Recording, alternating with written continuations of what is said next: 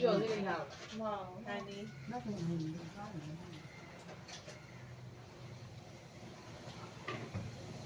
ချစ်စရာလေ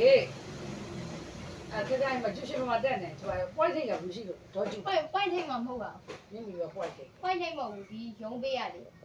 ရှုံးရောက်လာရင် ဟုတ်တယ် 7 minute ဟုတ်တယ် ဟော7 minute ပဲနဲ့တန်းနေတယ် ကိုတန်းဒီပြင်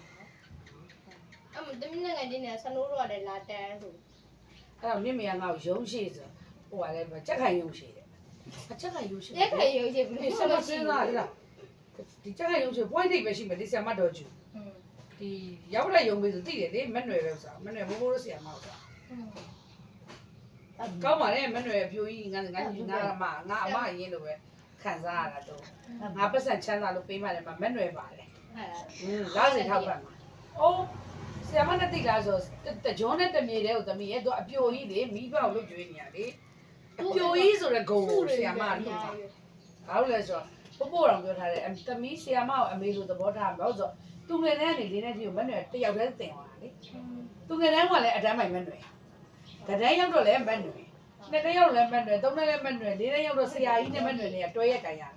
အဲ့ကြောင့်ဆရာကြီးရှိလိုက်သေးတယ်အဲ့ဆရာကြီးခံမှာပူပူကဒါပေမဲ့မက်နွယ်နဲ့ဆရာကြီးနဲ့တယောက်ကိုနှစ်ပါးသားသုံးပါးသားခွဲတင်တာအဲ့တော့မက်နွယ်နဲ့ကတောက်လျှောက်သိတယ်ဆိုတော့ဒါမူလာထဲမှာမက်နွယ်လက်ထက်လေအဲ့ဒါမရေကိုမိသားစုအကြောင်းဆိုတာလေအသေးစိတ်ကဥမကြီးကအကုန်သိနေတယ်လေပြီးတော့ဒီသားသမီးတွေကျတော့ဟိုကြိုက်ွယ်တဲ့နေရာမှာဒီကလေးတွေရဲ့စိတ်ကိုသူတို့သိတယ်လေပြီးတဲ့အခါကျတော့သူတို့ချစ်ချစ်ခင်ခင်ပြပြမမဆက်ဆံသွားတယ်အကြောင်းကပြင်လာရင်မနဲ့ခေါ်သွားသူမနဲ့ပြရှင်မခေါ်သွားတယ်အိမ်မှာညကြမှာကွာတစ်ခါကြောက်မှာပါတင်လာလေ